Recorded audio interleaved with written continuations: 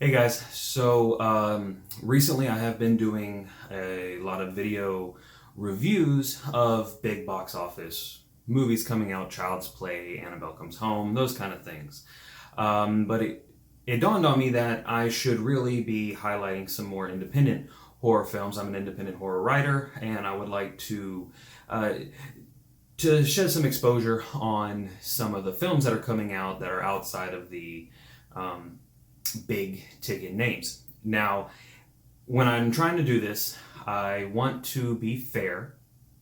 I have in the past tended to judge independent horror films a little too nicely. I gave them a little too much liberties. Uh, but there are a few things in movies that require no budget. Okay, good storytelling requires no budget. Good directing requires no budget in the grand scheme of things. Okay, you can nitpick some of these, but overall, uh, these things require little budget. Okay, practical effects require a budget. Settings require a budget. Good actors require a budget. Okay, so I want to be fair in what the independent person can control. So the first movie that was sent to me is called An Hour to Kill. It's by Aaron Carter. I'm in a Facebook group with this guy. Seems really like a nice guy, so I was really excited to see this movie. Um,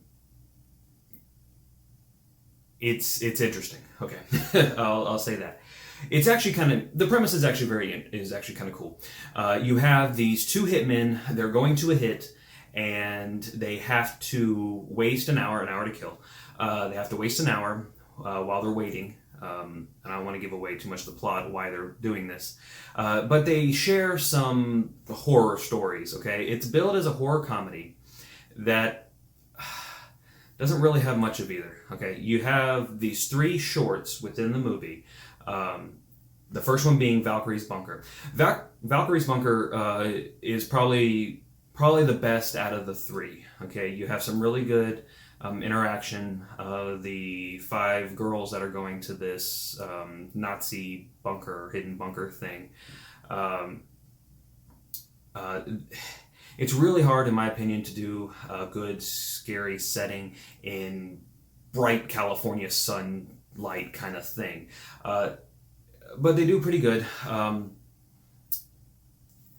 The girls go into this bunker. They're looking for marijuana or they're looking for drugs to sell, and it's supposed to take place in the '80s. And it's actually pretty decent. I liked it.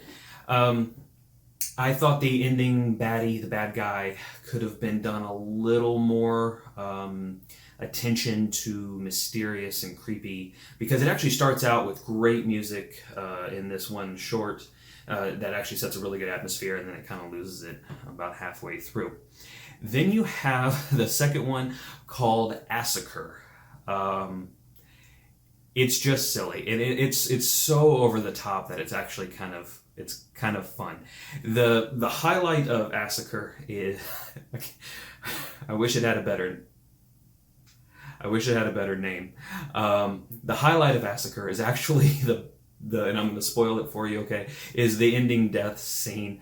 If you were to take the sound effects of what's actually happening, and again, I don't want to spoil it for you, so the actual bathtub death is really good. Okay, if you watch it on mute or if you kind of mentally take out the sound effects that are going on, it's actually really well done. Okay, my big issue with that one is that it didn't have. It's based on these YouTubers that are talking to the camera, but then we cut away from the camera and it's actually like the movie camera watching it, and it was kind of hard to differentiate between when we were watching the YouTube version of these characters and the movie version of these characters. It kind of jumps between them. And then the third one you have is Hog Hunters. It starts off kind of cringy. The actor that plays Lenny is actually really good. I really liked it. The rest of it's kind of iffy. And then you get to the end, and I know what he was trying to do. I get what the writer was trying to do, and it actually has a kind of interesting ending. I don't want to ruin it for you. The kills were kind of lackluster. The acting was a little lackluster on that one. But the ending's actually interesting, and it is funny. It does deliver some of the comedy. I don't want you to think that this is a totally bad movie, okay? I'm not trying to give this a negative review. I just want to be honest, because I really think that Carter is going to do really good movies, okay? I think he's got some really good, some potential there. And I prove this, or I want to prove this, I want to talk about the framing device of the actual movie. Like I said, it's 3 little shorts within this larger frame of these 2 hitmen, okay? I would watch a movie of just the hitmen, just them interacting and doing their thing, okay? Frankie and Gio. The actor that plays Gio is fantastic. He's really, really good, okay? I think given a bigger movie, he could own it, okay? Frankie is hard to watch at the beginning, at the very opening scene. It's a little off-putting, but he really gets into his character, and the interaction between the 2 of them just work. It's actually really good. And I think that breaking away to the little movies within the movie actually was not probably the best idea. I think the hitmen were great. Okay, they talk, the way they interact, the storyline that they're going through, is very entertaining, all the way to a pretty satisfying end, okay, to a satisfying climax, minus the very last scene. If you watch the movie, you'll know what I'm talking about. That really doesn't have anything to do with it. But the small bit of character development that we get in Frankie and Gio is actually really quite good, okay? And I wish that the director would have just made a movie of them, okay? I don't really like it when anthology movies, the stories that they're featuring don't play into the overall framing device. The stories didn't push these 2 hitmen. They're just kind of like swapping stories, which I know is the point of the movie. I don't think it really worked in this instance. But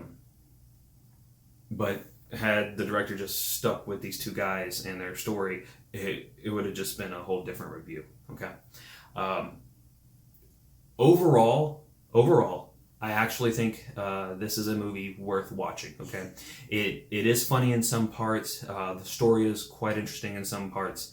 The acting is actually quite interesting in some parts. Is it a blockbuster? Of course not. It's a film from a guy that is working hard at making films, okay? And I think that coming from him, from Mr. Carter and these people that were involved in this movie, they're going to go on and do some really good stuff, okay? I really think that. I know this review is kind of going pretty long, but I wanted to give it some in-depth critique as opposed to just it's good, it's bad, whatever. Because not only did you have the main story, the framing device, but you had the little stories within the story, okay? This movie is on, as of filming, this movie is on Prime. If you have a Prime Video membership, it streams for free. The link is going to be in the description, so you can link to it. I'll put the YouTube trailer if you want to watch the trailer. But really, it's an hour and a half long. If you got lazy Saturday, lazy Sunday afternoon, I really think you should give this one a chance and just sit back and enjoy the ride. Have a drink, have some friends over, and just enjoy what the director was trying to do, because I think that the intent was great. Thank you for watching this video review. I hope it wasn't too negative for you. I was trying to be fair and balanced and good to the filmmaker, but good to you guys too, so you know what you're getting into. If you have a suggestion for another independent horror film, something that you're involved in, because I'd like to talk to someone that's part of the filmmaking team, something that you're involved in, hit me up. You can hit me up on Twitter, Facebook, YouTube, you can comment or whatever, and I'll take your suggestions. And until next time, I hope you have a good one. Bye.